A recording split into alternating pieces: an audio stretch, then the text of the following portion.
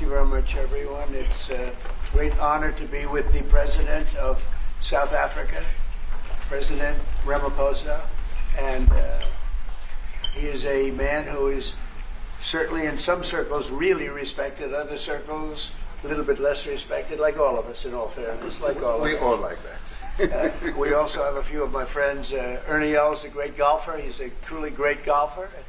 Retief Goosen, who's another really, we call him really a great golfer too, Ernie, right? You two guys are fantastic. And we could add Gary to the group, Gary Player. What a group of golfers South Africa's had. Yes. There must be something in the water, right? It's something good. These two guys are it's unbelievable. The water set. And Gary's Gary. And David Frost, also another one that I know is such a great one. Indeed. Was he as good a putter as they say, David? He's a putter. He's a putting machine, right? But he's another one. So something very good about South African golf, and golf is still doing great in South Africa. And they have young players, I hear, coming up that are going to be very good. But it's an honor to have you here, and my friend, it's an honor to have you, one of the greatest businessmen in South Africa and long beyond. Thank you for being here. It's very, very great honor. Appreciate it. So we're going to be discussing certain things. As you know, we have the G20 is going to South Africa. When is that going to be? In November. In November. Thereafter, I hand over to you. And yes, we have it next You time. originated the G20, so I'll hand over the baton to you, and then you lead the G20. We're going to have it. We're going to have it the following year. Yeah. So we'll be discussing many things, and some of the things you've been reading about in the papers and the media. And I would say that, look, the president is a truly respected man in many, many circles, and in some circles he's considered a little controversial. But we're going to be discussing some of the things that are taking place in South Africa and see if we can help. And we want to help. And we've had a long relationship with South Africa. I have, because indirectly I have so many friends that live there. I have a lot of friends. I mean, these are famous guys, but I have a lot of friends that live there that are tremendous people. And we'll be discussing that. We'll have a nice conversation. And I really appreciate that you guys came along. It really helps us in our thought process. But it is a great honor to have you, and I appreciate you called. He called. I don't know where he got my number, but I picked up. He said, I want to come over and see you. And that was my honor, and thank you very much for being here. You're most welcome. Thank you very much. Well, thank you very much for welcoming us to this reformed White House. I've been here before, and it looks really fantastic. I must congratulate you. Thank you. But I also thank you for allowing our delegation. This is a very mixed delegation that you've got. We've got people from government, my ministers.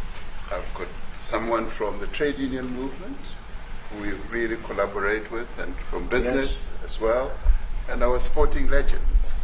When I spoke to you, you said, yes, come along and bring Gary Player, bring Ernie Els and Retief Goosen. I brought the two of them. Gary Player, I spoke to him. And he said, look, I'm getting rather on in my years, but wishes us luck in this discussion with you. So it's a real joy. And I'd also like to thank you for allowing your people to start discussions with us at the trade level.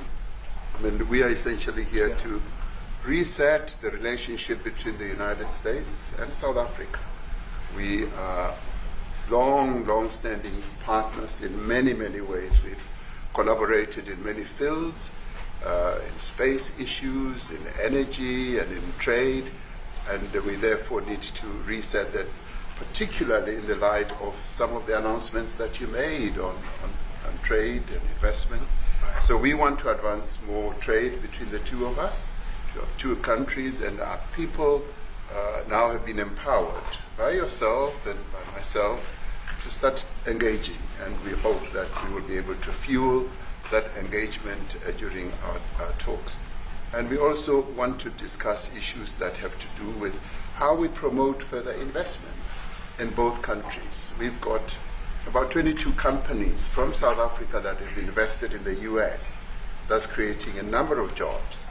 And similarly, you've got almost 600 companies that have invested in South Africa, and some of them have been in South Africa for more than 100 years. That's true. So our links are really long-lasting, and we would like to recalibrate those relations between our two countries and discuss a whole range of issues, geopolitical, the work that you're doing to bring peace around the world, in Ukraine and in the Middle East. So we value that, and we are also a great contributor to peace processes that are going on around the world. And of course, we want to discuss how we can support each other. You are a much bigger economy than we are. We are just a tiny economy, but we rely on each other on a number of issues. We've got critical minerals that you want to fuel the growth of your own economy and reindustrialize. So we have that on offer, including rare earth minerals. So all that combination of opportunity and the products that we buy from you, as well as what we sell to you, I believe a really good and powerful relationship, which we need to strengthen, which we need to engender, and that is really what has brought us here. And we are really privileged to have, great South Africans in the mix. As you said, you'd like to see them as well. And I brought you a really fantastic golf book. Weighs 14 kilograms. Oh, that sounds good. And it showcases the golf courses in our country. Johann Rupert wrote preface, so did Annie else. And I want to showcase our golf courses. You might remember when I spoke to you and we spoke about golf, you said I should start practicing. And I've started practicing, President, so I'm ready. But let me end just the introductory remarks by thanking you. You may not recall that 5 years ago I spoke to you during the COVID period. Right. And it was at a time when the whole world was going through a really cathartic moment. Right. And we asked for assistance, and you were able to assist us with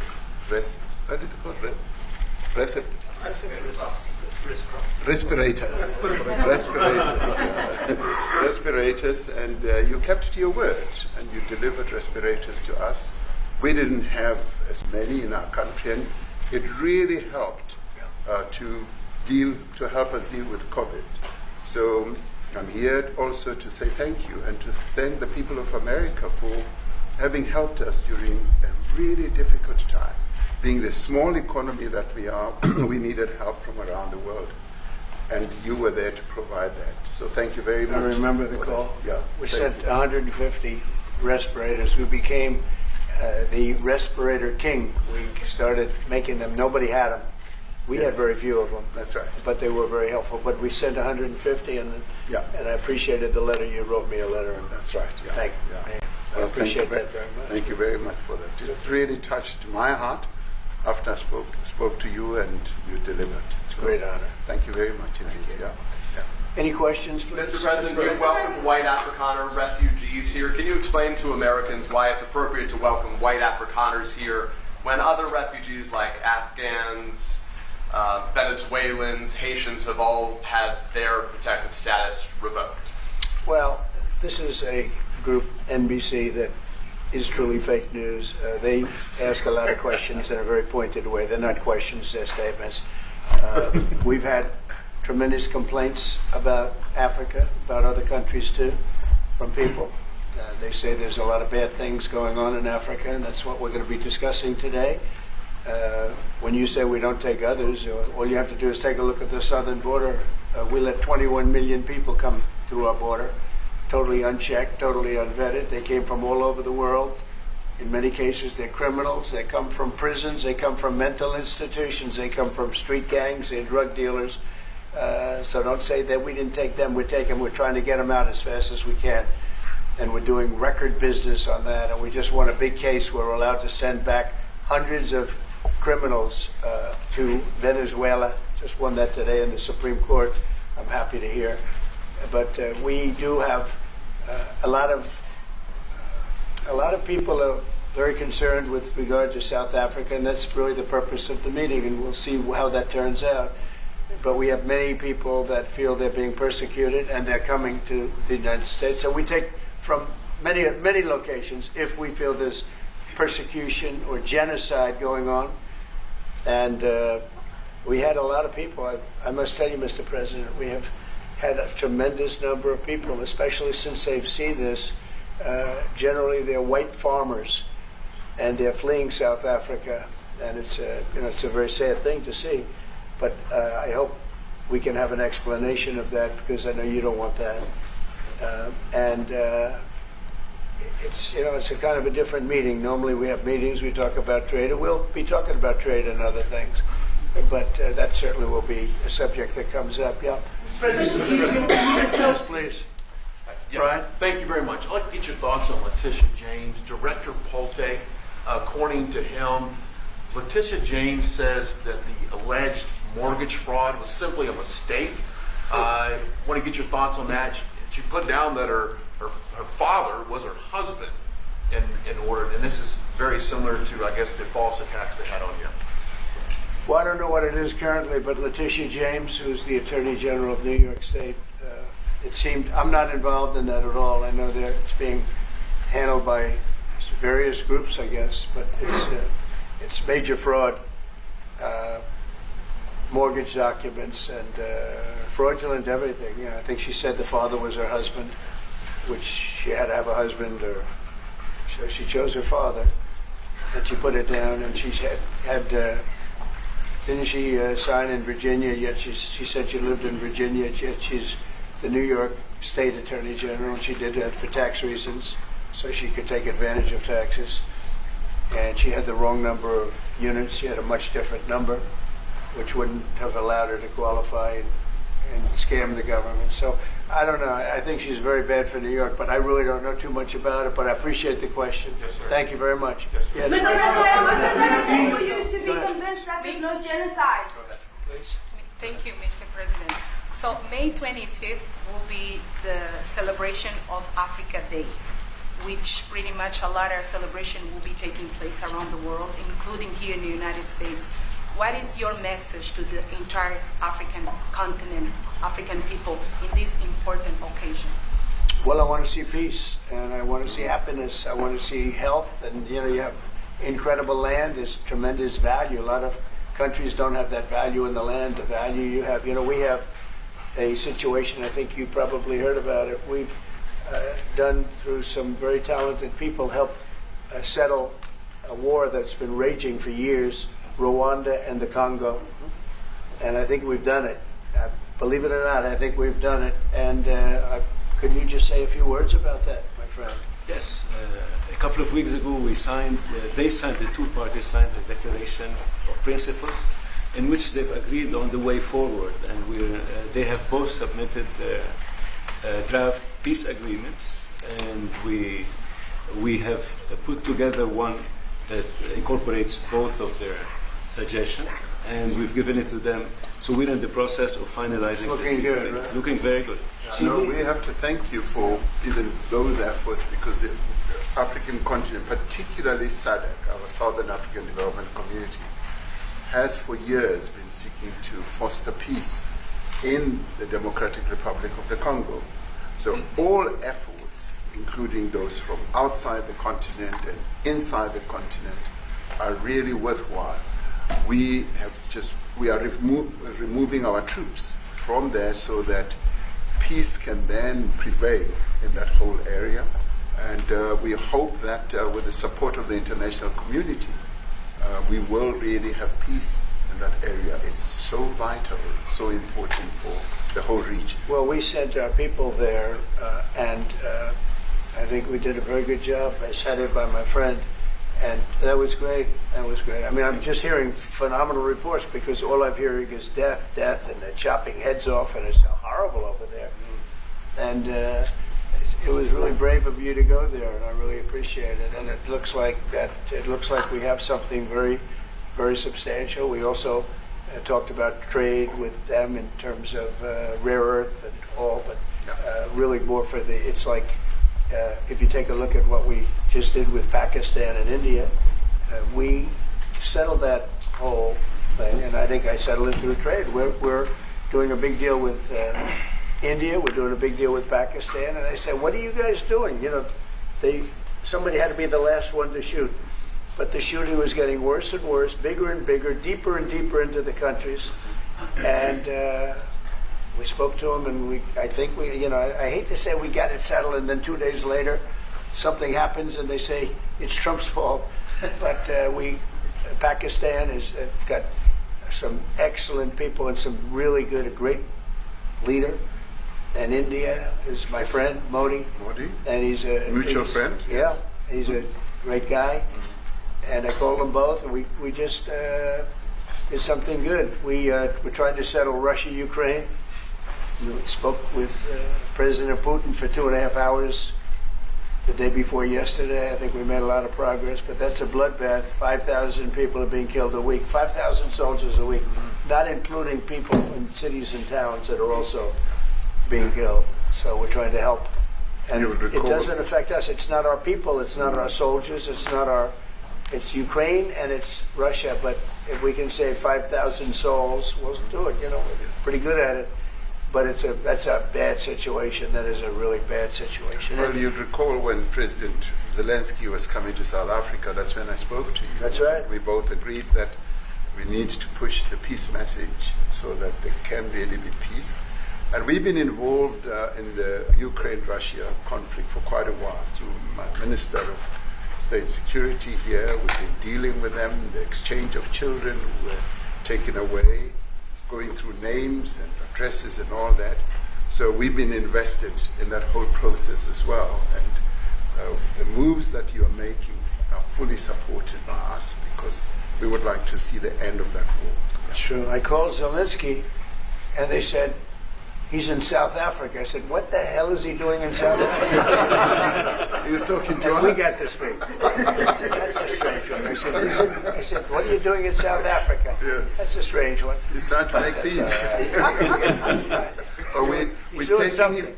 You know, we were lucky because we had the great Nelson Mandela, who taught us how to create peace, to make peace.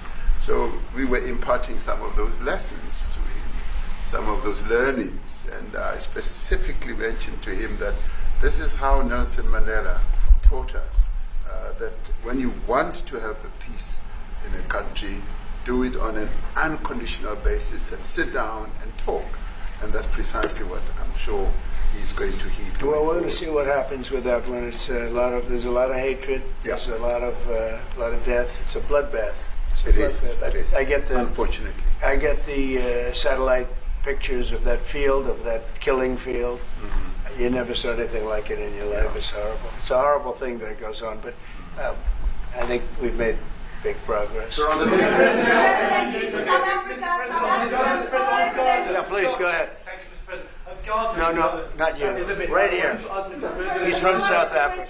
Go ahead, please. What are you expecting on the ICJ case? Are you expecting South Africa to drop that? Is that what you're trying to reason? On which case? The ICJ case against Israel, International Criminal Court. I don't expect anything, to be honest. I really don't. I don't know. It's they've got a case. There's a lot of anger there, tremendous anger. I don't expect anything. We'll see what happens. We'll have a ruling, and who knows what the ruling is going to mean. Yeah. On that subject of Gaza, Mr. President, are you going to be speaking to Prime Minister Netanyahu about Israel's renewed offensive there? There's been a lot of concern from European countries. The Pope has expressed concern. Are you going to be asking Prime Minister Netanyahu to tone down the offensive in Gaza, to let more aid in? Was that a question or a statement? It's a question.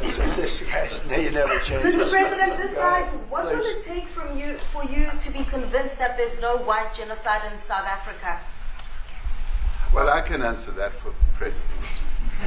It's for him. I'd rather have him answer. Sure, I'd rather answer. It will be. Our President will respond to you. Yeah, let me, Thank you, Mr. President. it will take President Trump listening to the voices of South Africans, some of whom are his good friends, like those who are here.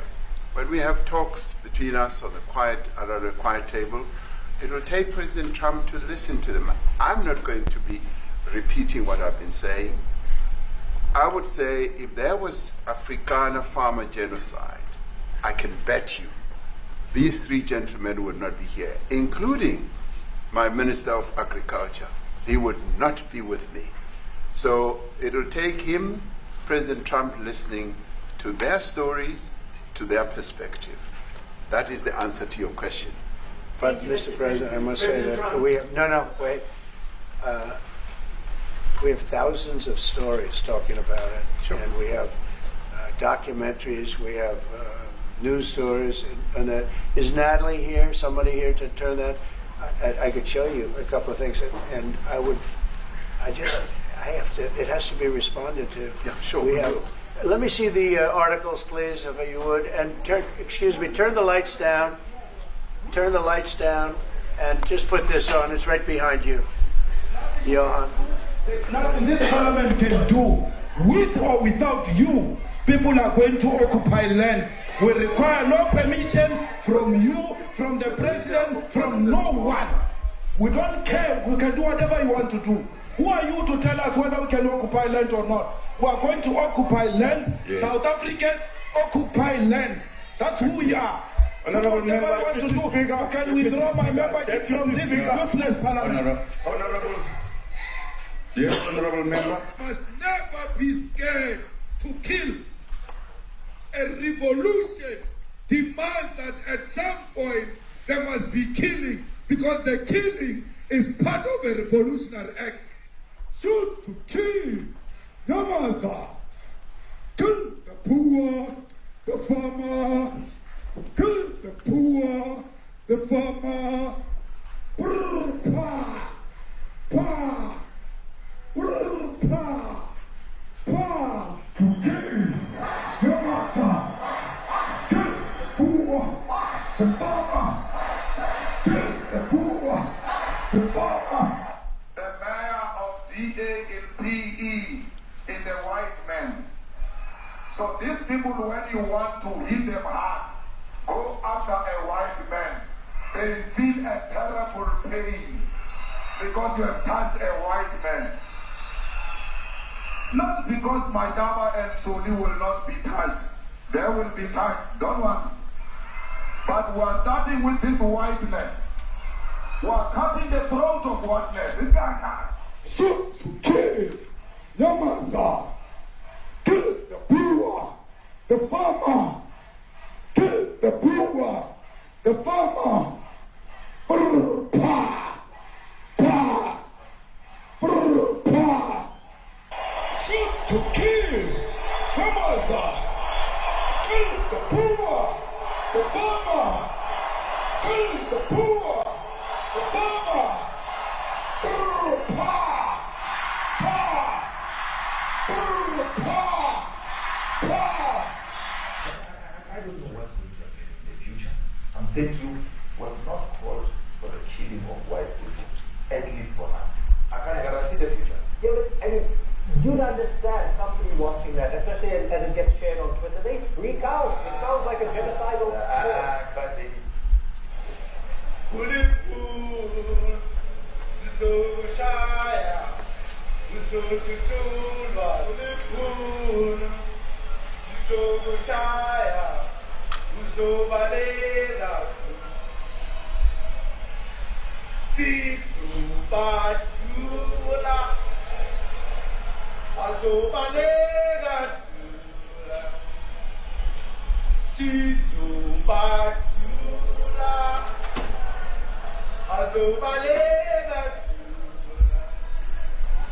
who will expropriate land without compensation, whether they like it or not. If they object, they can seek refuge in America.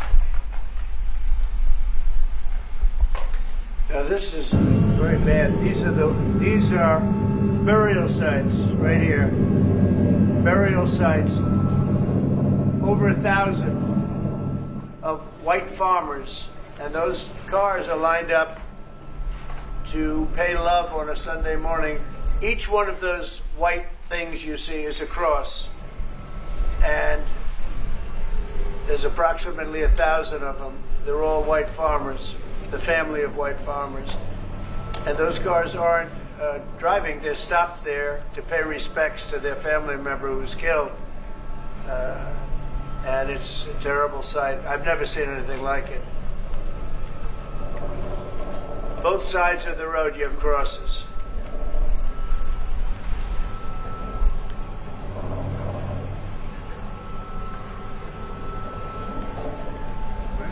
Those people were all killed. Have they told you where that is, Mr. President? No, I'd like to know where that is, because this I've never seen. But, okay. I mean, it's in South Africa. We need to find out.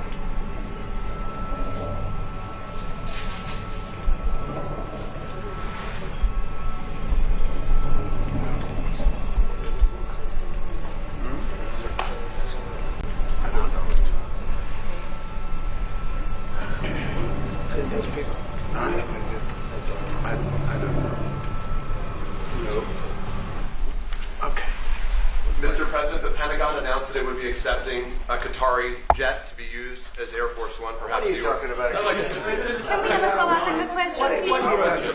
Mr. President, the Pentagon spokesperson. What does this have to do with the Qatari jet? They're giving the United States Air Force a jet, okay? And it's a great thing. We're talking about a lot of other things. It's NBC trying to get off the subject of what you just saw. You are a real, you're a terrible reporter. Number one, you don't have what it takes to be a reporter. You're not smart enough. But for you to go into a subject about a jet that was given to the United States Air Force, which is a very nice thing, they also gave $5.1 trillion worth of investment in addition to the jet. Go back, you ought to go back to your studio at NBC, because Brian Roberts and the people that run that place, they ought to be investigated. They are so terrible the way you run that network, and you're a disgrace. No more questions from me. Go ahead. Go ahead, talk about that. Please may we have a South African His name question, is Peter Mr. something. President He's Trump? a terrible If they're reporter. committing genocide, why invite them to the White House? Quiet. I'll be quiet. Quiet. Sure, that's my question now. Let's go. Thank you so much, President Trump. Annika Larson from ENCA in South Africa. Thank you very much for hosting us. What would you like President Ramaphosa to do about the situation that we've just seen on the screen? I don't know. Look, these are articles over the last few days. Death of people. Death. Death. Death. Horrible death. Death.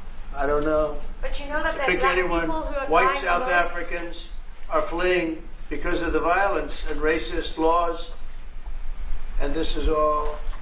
I mean, I'll give these to you. So when you say, what would I like to do? I don't know what to do. Look at this. White South African couple say that they were attacked violently. President Trump, when will you go and see for yourself if it is? Well, I could do that. Look, here's burial sites all over the place. These are all white farmers that are being buried. President Trump. And he asks about a jet that was given. My first question You is ought to about be ashamed. Afrikaans. We're not interested in the You are so bad. You're such a bad reporter. If they're committing genocide, why invite them? Sir, if they are committing genocide, why invite the South Africans to the White House? May I finish, please, President Trump? President Trump. This is one after another. This family was wiped out. I'm just looking.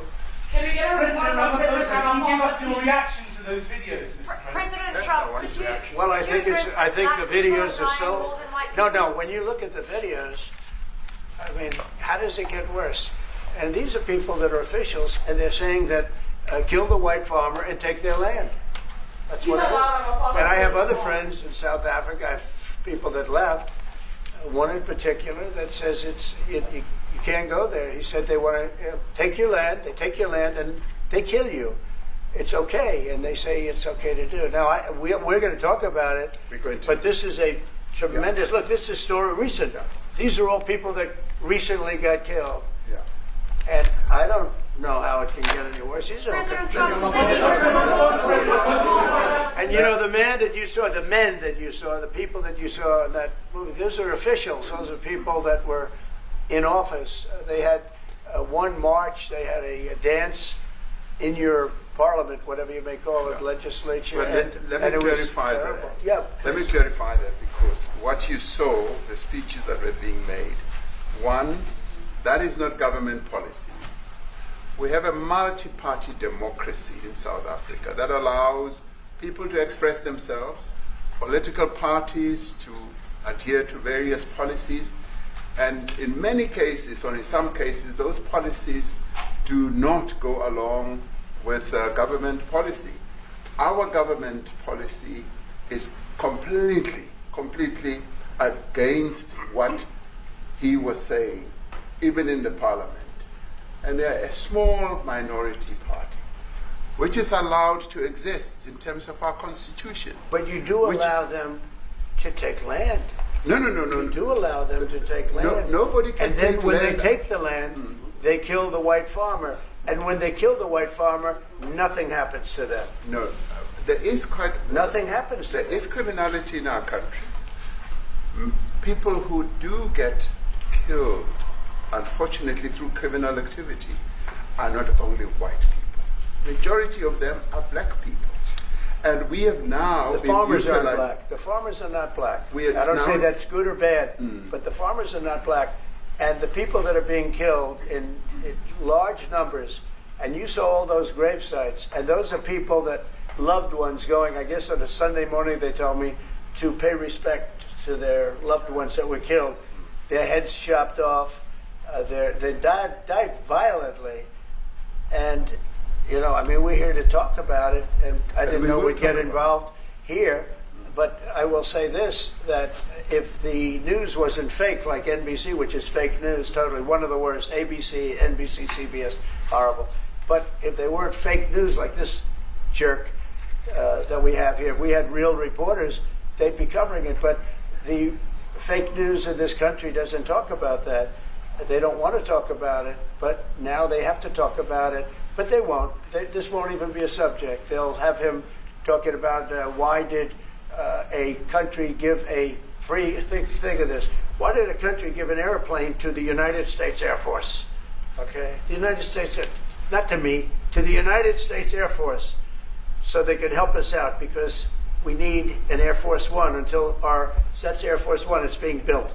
2 of them being built. But Boeing's a little bit late, unfortunately. So why did they give us a plane to the United States Air Force? That's what that idiot talks about after viewing a thing where thousands of people are dead. I'm sorry, I don't have a plane to give you. I wish you did. I'd take it. I would take it. If your country offered the United States Air Force a plane, I would take it. Okay. But coming back to this issue, which I really would like us to talk about, and talk about it very calmly. We were taught by Nelson Mandela that whenever there are problems, people need to sit down around a table and talk about them. Well, there are problems. And this is precisely what we would also like to talk about, including, of course, trade matters, investment matters. So the issues that concern you as the United States. Those are all recent. And those are all deaths. Yeah, in many ways, I mean, one should say you are a partner of South Africa, and you are raising concerns, and these are concerns that we are willing to talk to you about.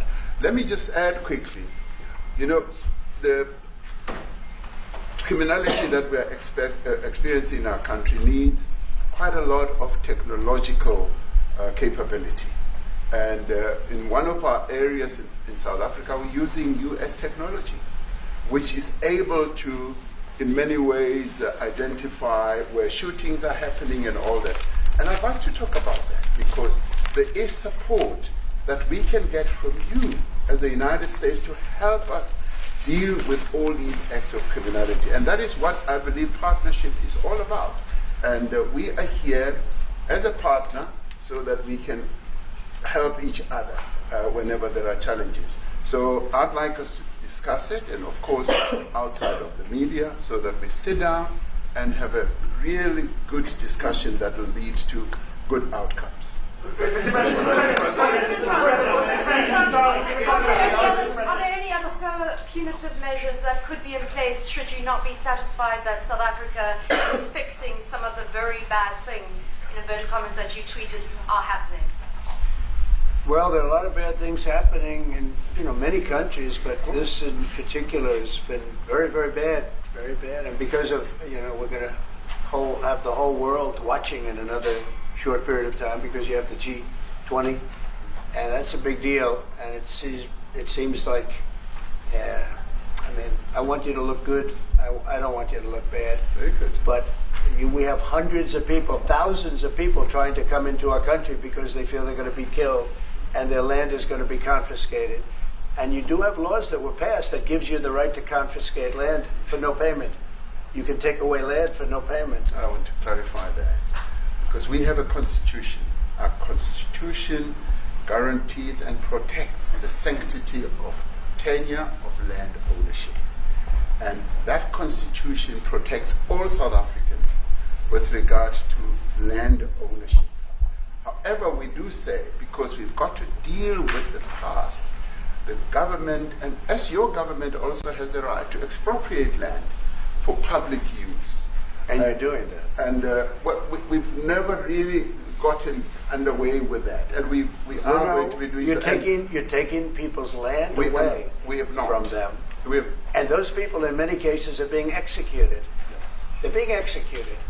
And they happen to be white, and most of them happen to be farmers. Mm-hmm. And that's a tough situation. I don't know how you explain that. How do you explain that?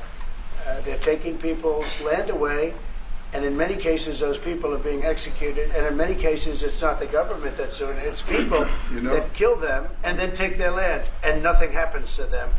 But we have thousands of people that want to come into our country. They're also going to Australia in a smaller number. But we have thousands of people that want to come into our country, and they're white farmers, and they feel that they're going to die in South Africa, and it's a bad thing. Yeah, please. What can South Africa do? What concessions would you like to see them make to improve relations with the United States? Then I have one more for President Ramaphosa afterwards. Well, you know, we just spoke about, I got them a very, very complex machine, 150 of them. And I was asked by the president if it could help. Yes. And I did that. And, you know, I have great feeling for all countries. I deal with all countries. But I have a great feeling for South Africa because I have friends. I have a couple of friends, a few friends here today. But I have many friends from South Africa. But many of those friends are not, they can't go back. I have Elon is from South Africa. I don't want to get Elon involved. That's all I have to do, get him into another thing. But Elon happens to be from South Africa. This is what Elon wanted. He actually came here on a different subject, sending rockets to Mars, okay? Yes. He likes that better. He likes that subject better. That's right. But Elon is from South Africa, and I don't want to talk to him about that. I don't think it's fair to him. That's right. But I will say that people are fleeing South Africa for their own safety. Their land is being confiscated, and in many cases they're being killed. And that scene of, you see how many crosses they have. Those crosses, that's a dead person in every one of them.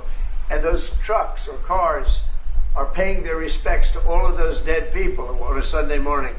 That's a rough thing to explain away. And the problem we have, and the way, you know, a correct and a fair media exposes things. But we have a very corrupt media. They won't even report this.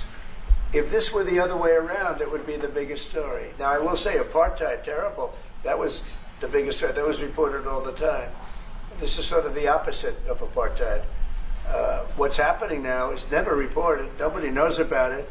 All we know is we're being inundated with people, with white farmers from South Africa, and it's a big problem. Marco Rubio was telling me he's never seen anything like it. The numbers of people that want to leave South Africa because they feel they're going to be dead very soon. Yes, please. I was going to say, Brian, if I could just ask you a question. 72% of farmers in your country are white. If they flee, do you feel that maybe the economy could collapse? You may not have a gap to fill in those people that need to replace those farmers. You know, I'd like my Minister of Agriculture, who is white, who comes from an opposition party to mine, who's joined my government at my invitation to address this very issue, including the question that you've just raised. John? Thank you very much, Mr. President. Yeah. And Mr. President, thank you for welcoming us to the White House. I would say we have a rural safety problem in South Africa, and I don't think anyone wants to candy coat that. And it requires a lot of effort to get on top of it. It's going to require more policing resources. It's going to require a different strategy to be able to deal with it. But certainly the majority of South Africa's commercial and smallholder farmers really do want to stay in South Africa and make it work. And I've just come from the largest agricultural show in the Southern Hemisphere with organized agriculture and farmers, and the majority of them want to stay. But they too there have a memorial to those who've died as a result of farm attacks. And as the Minister of Agriculture, it is something that I'm particularly exercised with my colleagues at police and my colleagues in the justice cluster to start making farm attacks and stock theft a priority crime. And it affects all farmers in South Africa, particularly stock theft. It has a disproportionate effect on smallholder black farmers. I also want to just say this, that the two individuals that are in that video that you've seen are both leaders of opposition minority parties in South Africa. Rencontre with Sizwe under Mr. Zuma and the economic freedom fighters under Mr. Malema.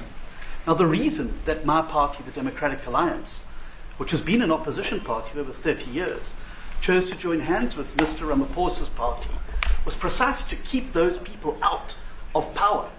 We cannot have those people sitting in the union buildings making decisions.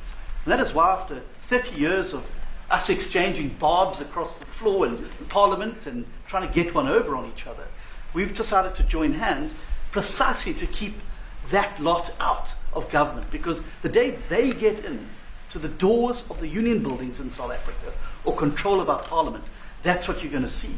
And that is why this government, working together, needs the support of our allies around the world so that we can strengthen our hand, grow our economy, and shut the door forever on that rabble getting through the doors of the union buildings, because then South Africa's future would be... So you denounced that type of language in the video that you saw? Oh yes, we've always done so. As government, as my own party, we are completely opposed to that. We, in 1955, adopted a document which said South Africa belongs to all who live in it. But why wouldn't you arrest that man? That man said, kill the white farmers, kill the white farmers. And then he danced, and he's dancing, and it's kill the white farmers. I think, I'm not sure, but I think if somebody got up in Parliament and started saying kill a certain group of people, he would be arrested very quickly.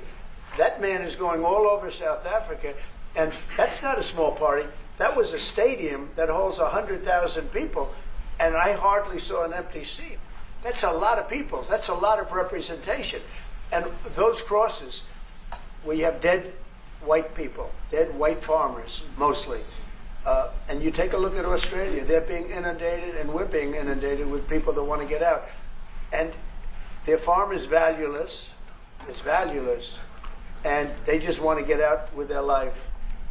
And this is a very serious situation. And if we had a real news or real press or media, we don't have that, because they won't talk about this, because they're all guys like that idiot. But if we had a real press, it would be exposed. And you know, the beauty of exposing it is it's like a cleansing action. When it gets exposed, it'll get fixed. That's when it'll get fixed. But people don't talk about it. And I'll tell you who's talking about the thousands of people that are fleeing South Africa right now. We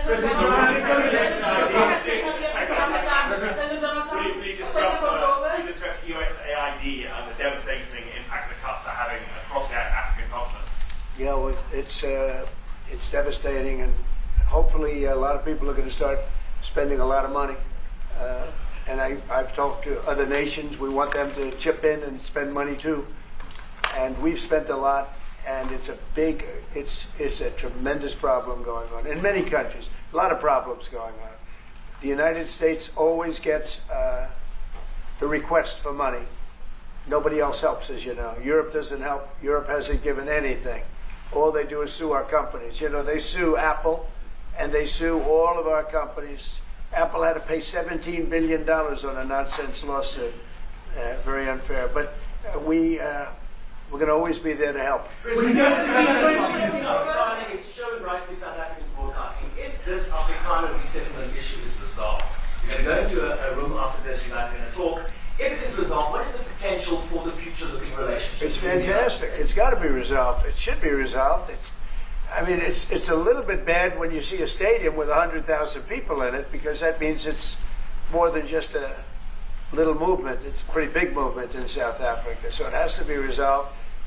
It'll be the end of the country if it's not resolved. But is there potential for the relationship moving forward? I hope so. That's why I'm here. I mean, I'm not here for my health. I'm here to see what we can do. No, I'd like to see. I have friends. I can tell you, Ernie Els and Retief Goosen, they feel so strongly they wanted to be here on behalf of South Africa, not on behalf of me. And, they said, can we be here for this? Because they love the country. Ernie, do you guys want to say a couple of words or anything? I hate to put you in this. This is tougher than sinking a 3-footer. Which they have, and they've sank many 3-footers. Thank you, Mr. President. And thanks for the honor of being here. We've known each other a long time. We have spoken. We're proud South Africans. I still have my South African passport. We travel with this passport, and I got my visa here. So, but we want to see things get better in our home country. And that's the bottom line. It's been 35 years since the transition. President Ramaphosa was right in the middle of the transition time in 1990 and before that. So it's been 35 years of ANC government, and I know there's a lot of anger, through the transition. There was also a lot of stuff happening in the apartheid days. We grew up in the apartheid era, but I don't think two wrongs makes a right. President Mandela, when he came out of prison for all that time, didn't come out with hatred, and really unified our nation through sport. We won the Rugby World Cup in '95. 4 times. We won the African Nations Cup, soccer. We won some majors as golfers and so forth. So what I'm trying to say is, this has been a long time coming. That's why we really wanted to meet you, meet the administration, and see our way forward, because we still want to see our country flourish. We've got some great things going on. Business is getting involved with government. Farmers are getting involved in local municipalities, trying to rebuild some of the infrastructure that's been decaying for a long time. So there's a lot of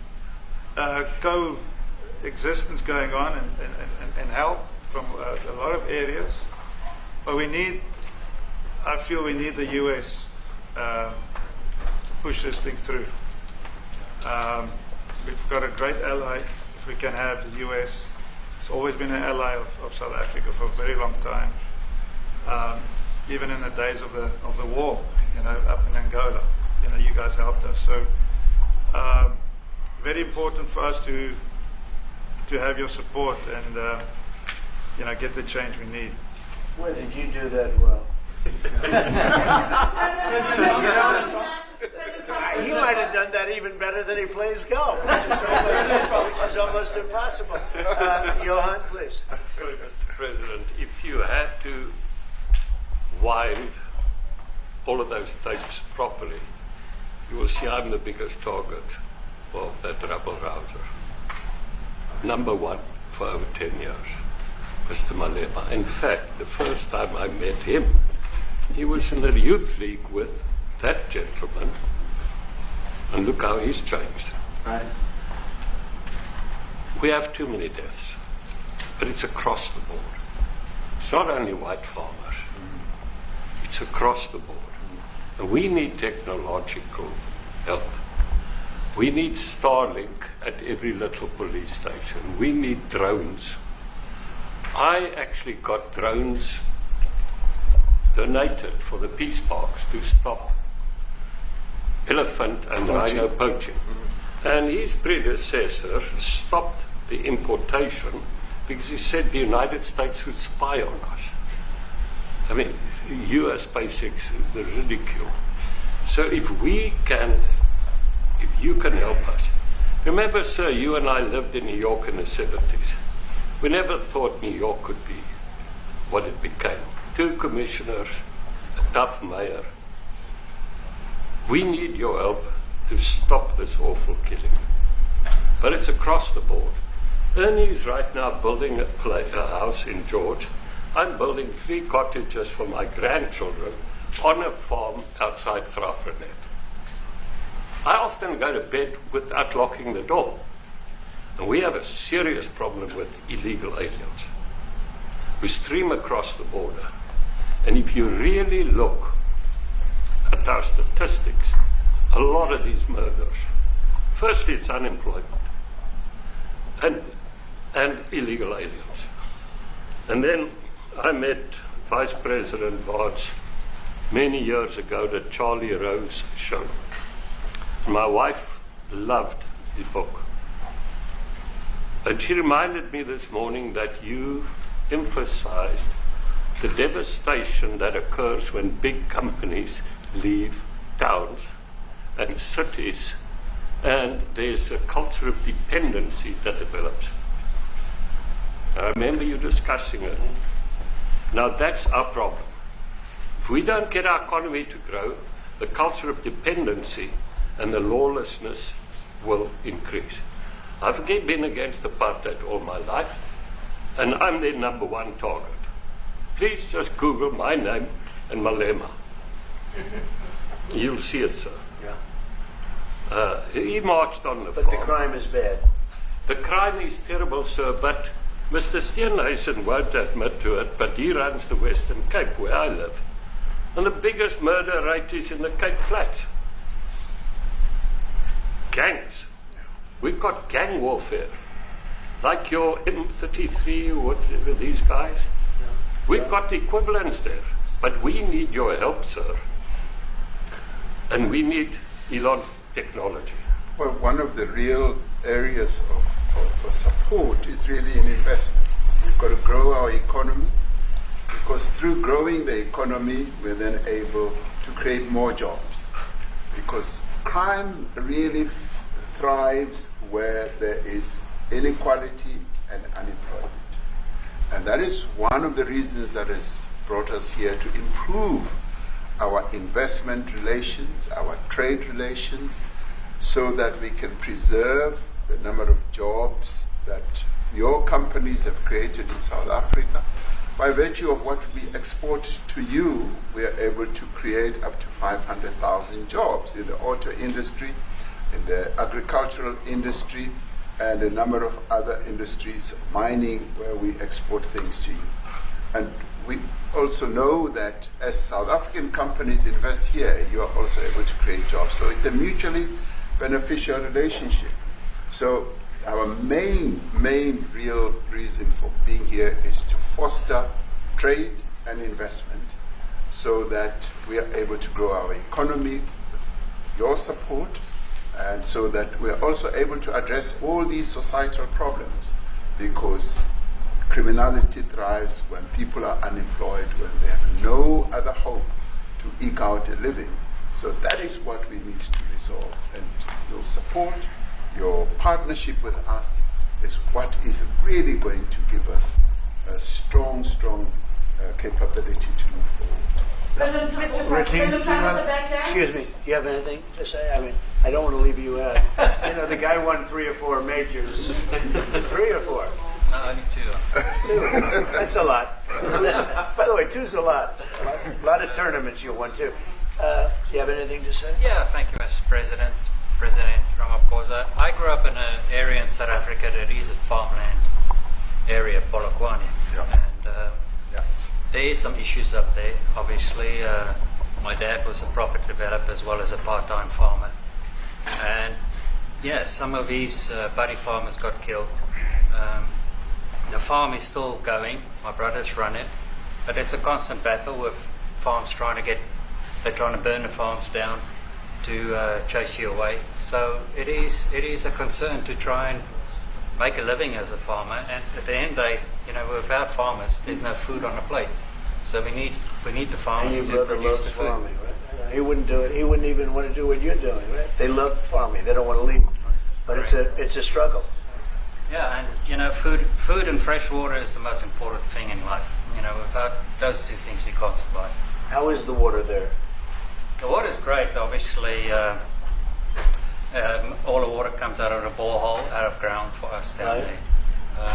But yeah, it is a battle to get the water out sometimes when all the equipment gets stolen all the time that you're trying to get the So water does out. your family and your brother, do they feel safe on the farm? They live behind electric fences, you know, try and be at night safe. But it is constant whenever you leave that something could happen. And there's nowhere to live. you know, both of them has been attacked in their houses. My mom's been attacked in her house when she was 80. So it is difficult. But you know, the guys live a great life despite everything going on. Something. President Trump, I brought along the president of the largest trade union in our country, Ziggy Solosi, because she leads many, many workers, more than 1 million, 2 million workers. And maybe we should give her a chance to say something, because she's come all the way to join us. Thank you very much, Mr. President Trump, Thank you. for having us, and President for extending the invitation to us as organized labor. And I must say that we are here to support the initiative that has been made by our government with business, of course, as organized labor. We've been coming to Washington on the AGOA trade relations in the previous regime, and I think at the center of it all, for me, it is exactly what Mr. Rupert has said, the importance of us growing the economy. We have always emphasized when we were here and kept on coming and negotiating on AGOA that the 600 US companies that are based in South Africa, as you said, President Ramaphosa, 500,000 jobs will be wiped out. We need more foreign direct investment in our country. We are not just talking about those that will lose employment, but we are talking about over 40% of people that are unemployed, that have no hope of ever finding a job. And we think that, correctly, as they have said, that we need to deal with the issue of porous borders in our country, so that everyone that comes in is documented. We also need to, and I would have thought that the minister would address the issue of land expropriation and how the policy works in South Africa.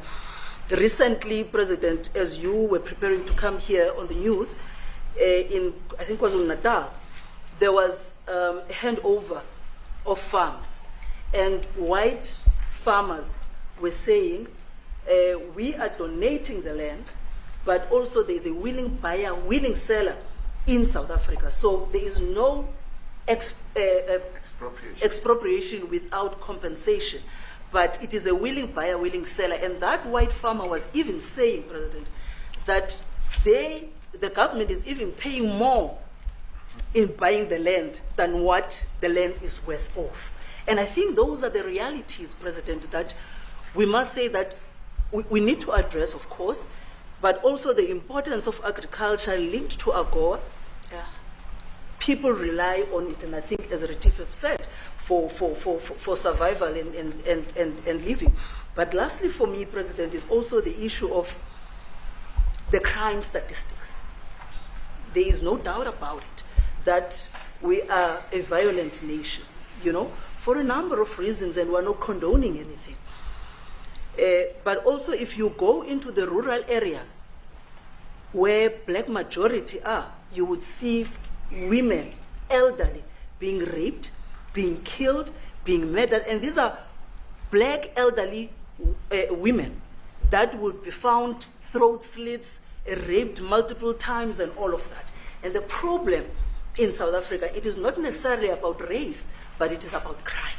And we think that we are here to say, how do we, both nations, work together to reset, to really talk about investment, but also help us in how we can have the technology and everything that is needed, President, to really address the levels of crime that we have in our country. Thank you very much. Thank you very much. Genocide is a very strong word. I'm wondering if you've made up your mind as to whether you believe genocide is occurring in South Africa, or you still have doubts. And if you have made up your mind, why invite President Ramaphosa here today for this conversation? Well, I haven't made up my mind. I hate to see it from the standpoint of South Africa, but also, I'm trying to save lives. I'm working with Russia and Ukraine. I don't have to do that. It's not our war. It was started by other people. It was helped along by our past administration, and it would have never happened if I were president. But I'm trying to save lives, no matter where.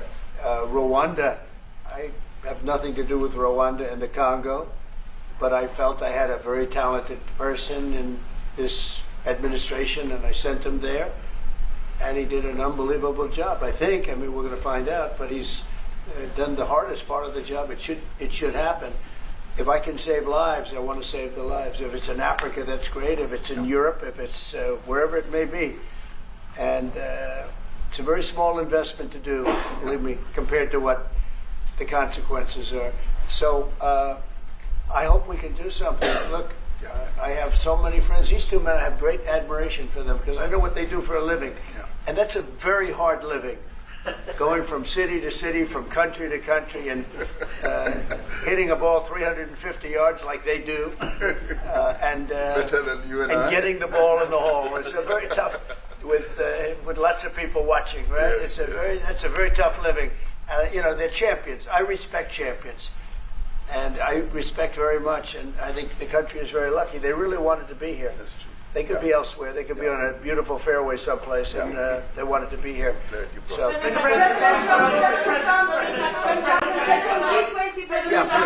name is Yanda Mhobo from Newsroom Africa in South Africa.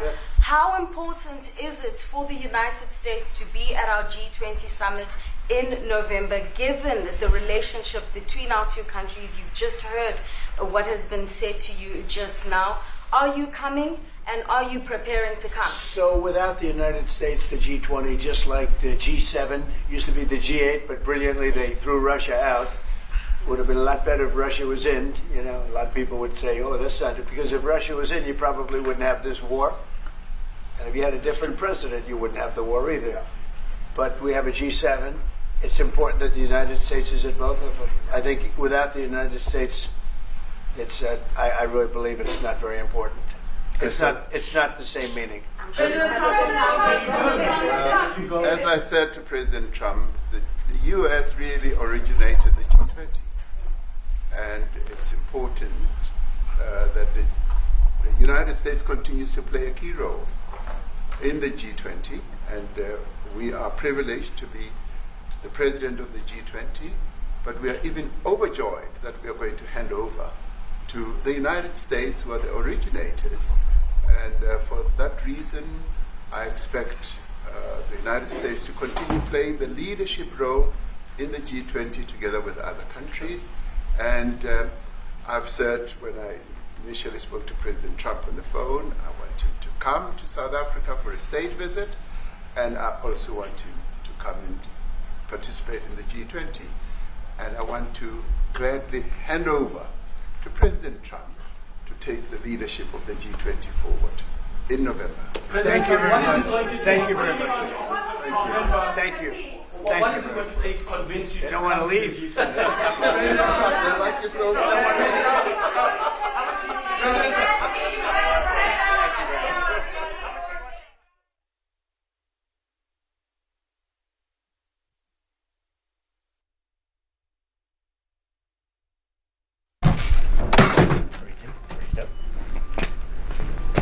And salute.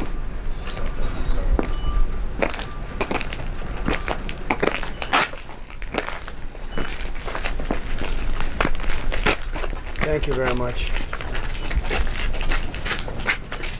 So beautiful. Look at that. Be careful. It could be a little bit slippery. You don't want to slip. Be scared. Yeah. That would be it. That would be very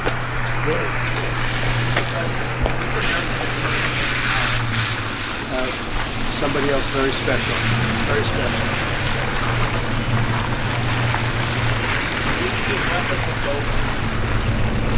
very fair. Very, very fair. Is it a Russian prisoner? We're going to announce it tomorrow, but very fair.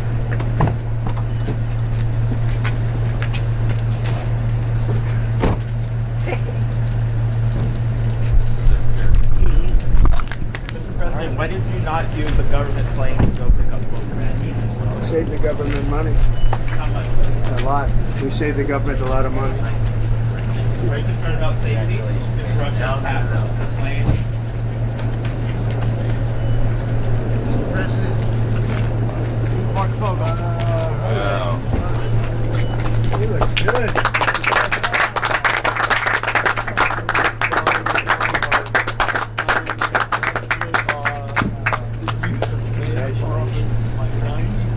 Your own mother.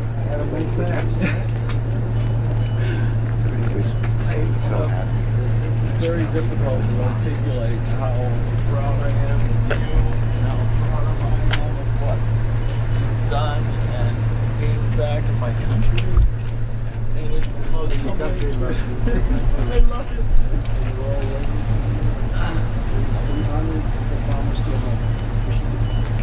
She's been in shock, but I think she's bubbling. If I win, we're going to do it. Well, in total honor, and my thanks is for you and your administration and these amazing people that have brought me home. And I just will spend the rest of my life in debt to you and the country, and I'm so excited. So good. Thank you very much. Welcome home. Some of our great people, speakers. Pleasure to meet you, Mark Fogel. Senator. Christmas cards. And you know what? I got about 10 cards, and I was one of them. That's right. Oh, wow. That's very nice. My lawyers snuck a few. I know. I asked them how they got it in there. Yes, they said said that. Hello. Congressman. Mark Fogel. Pleasure to meet you, sir. Mike, this is your coat, right? Yeah. And it is a pleasure to meet you, Mr. Squirrel Hill. Hey, good to see you. No. I had a Steeler hat on when I got off the plane. I don't know where it is, but you know, it's great to meet another Pittsburgh. Your mom came to our house. She told me that. And I just talked to Vicky, and I know she was there. And I mean, I'm a proud Pittsburgher. Mark Gary Russian caller. Another good to see you. You've been an absolute star for me and my family, and again, you know, like I said, for me to articulate all this in this particular time after what I've been through, and it's not the 3.5 years, but the last 6 days has been. What? Because you weren't sure. I know. They came and pulled me out, and I just had a mask on. I couldn't see where I was going, and they were moving me. And there was a point, I think it was today. I can't remember what day it is, but they brought me my clothes. You look really well. That's fantastic. Let's get you out of the cold. I'm not one bit of cold. I came from Russia. Welcome up. And you know what? Of the 10 letters, I got one from you as well. And I had that in a scrapbook I was keeping, and they took that scrapbook from me today, and I want it back. I want those journals back and that scrapbook. Your picture was in it, and as they were, you know, giving me the shakedown, we're looking through it, and I have the picture of you and my mom. Oh, that's good. And you should have seen these guys. Oh, their eyes lit up like in a like. Who's this? I said, that's my mother. He's got some. Come on. We'll get you. Be careful. Pleasure to meet you.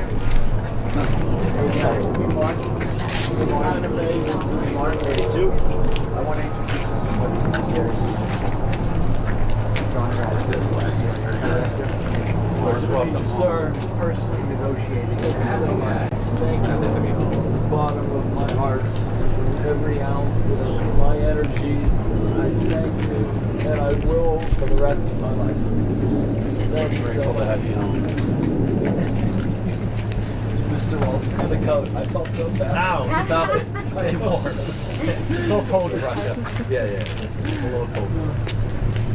Yeah, it's cold side. Yeah, get in there. Get warm.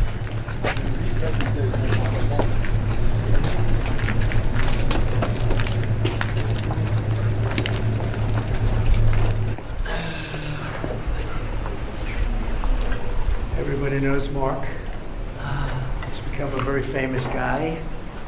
He's a very happy guy tonight, so it's just a real honor. An honor to have you at the White House. I feel like the luckiest man on earth right now. And I want you to know that I am not a hero in this at all. And President Trump is a hero. These men that came from the diplomatic service are heroes. The senators and representatives that passed legislation in my honor to get me home are the heroes. I am in awe of what they all did. My family has been a force. I think my 95-year-old mother is probably the most dynamic 95-year-old on earth right now.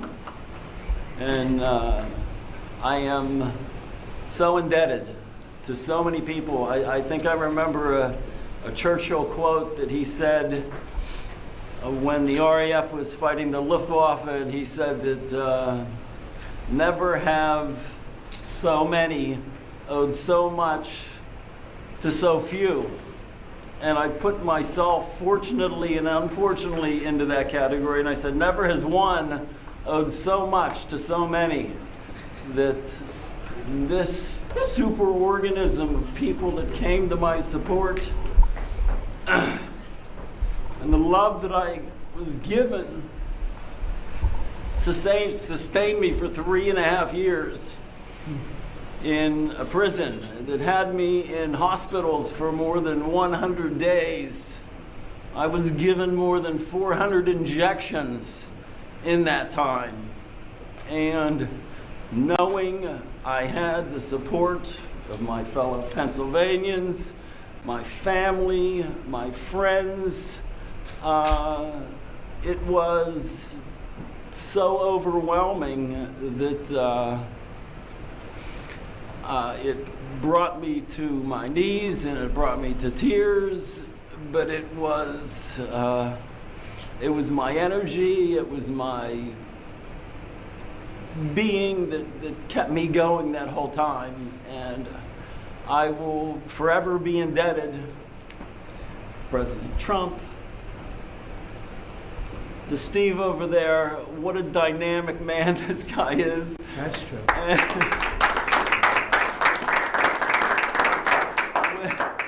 When I met him, the energy, the can-do attitude just exudes from his body. And when he smiled at me and introduced me, and I got the feel for what has happened, you know, it's not just me, it's everybody. And Secretary Rubio, who met my son a while back, I'm a middle-class school teacher who's now in a dream world. We're going to show you the Lincoln bedroom. It's a very special place. Appropriate for tonight. Very appropriate. And thank you all. And I love our country. And I'm so happy to be back here. And I wish I could articulate it better. You've done beautifully, and he's got a great mother. And when I saw the mother at a rally, she said, if you win, will you get my son out? And I promised. She's 95 years old. And I said, we'll get him out. And we got him out pretty quickly. She told me that exact words. I remember. And, she made quite an impression. And you also did. Yeah. And I'm in awe of what you've done and your team. It's great to have you back. Oh, Gonna have a great life. Mr. Yes. President, did you speak directly to President Putin about? Well, I don't want to say that. I just want to say that I appreciate very much what they did in letting Mark go home. And I appreciate Steve Witkoff. The job he did, and Marco behind the scenes was unbelievable. And so many of these people were unbelievable. They represented from his area.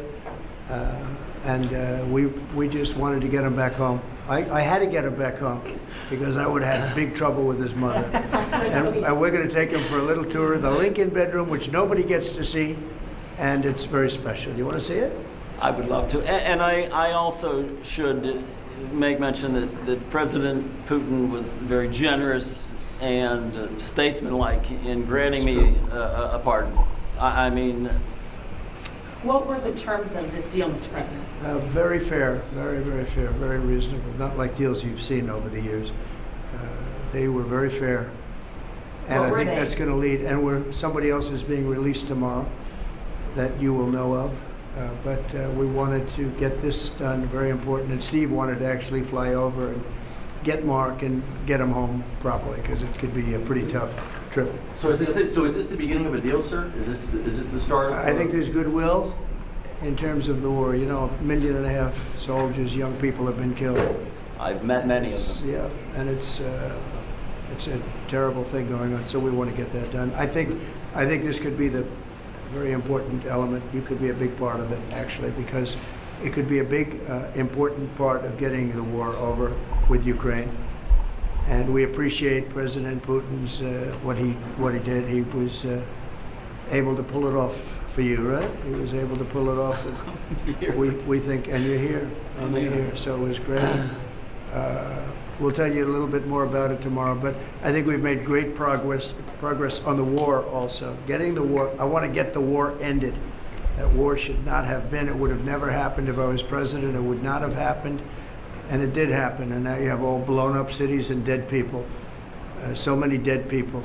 Should have never, ever happened. And you could be a big catalyst for just this evening. It's a very important evening for ending that war. And I think they all want to see it ended. Does that mean you gave assurances about Ukraine? How does it change your perspective on Putin and your attitude? Well, I don't want to get into that. I only can say this. We got a man home whose mother and family wanted him desperately, whose state wanted him. He's become a big symbol. And it's an honor to have played a small role in that. And I want to tell you, these people, they all played a role. And we got him home, and he's healthy. It looks good, actually. To me, you look damn good, I'll tell you that. I think when expectations are low, Yeah. maybe that helps a little bit. When you go kaplunk, right? Can you tell us about the conditions in the prison that you were in, sir? I think I need a little bit of time to sort of digest all of that. There were times when it was extremely trying. There were times when I could manage it, but I think I need some more time to, process it. It wasn't easy, right? It wasn't easy. Every second, every minute, every day had a challenge. But you're in good shape. I mean, compare that to what we saw 2 days ago come home. They were very, very ill. Those people are very ill. They were treated really badly. Mr. President, your predecessor left you almost $4 billion in unused aid for Ukraine. Are you going to use those money? Are you going to send weapons to Ukraine? Should have had this gentleman out a long time ago.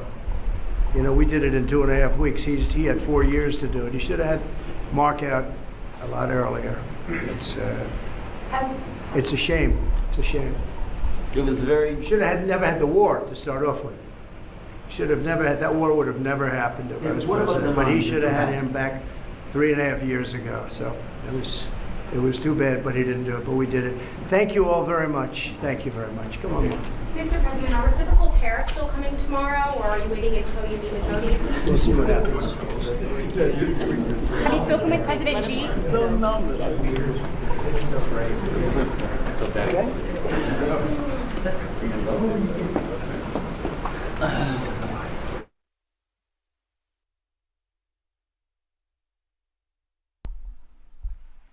thank you very much, and thank you for being here in the Oval Office, one of the great places of the world, as we make a historic announcement about the Golden Dome Missile Defense Shield. That's something we want, and Ronald Reagan wanted it many years ago, but they didn't have the technology, but it's something we're going to have. We're going to have it at the highest level. I want to thank Secretary Hegseth, who's been fantastic, and Secretary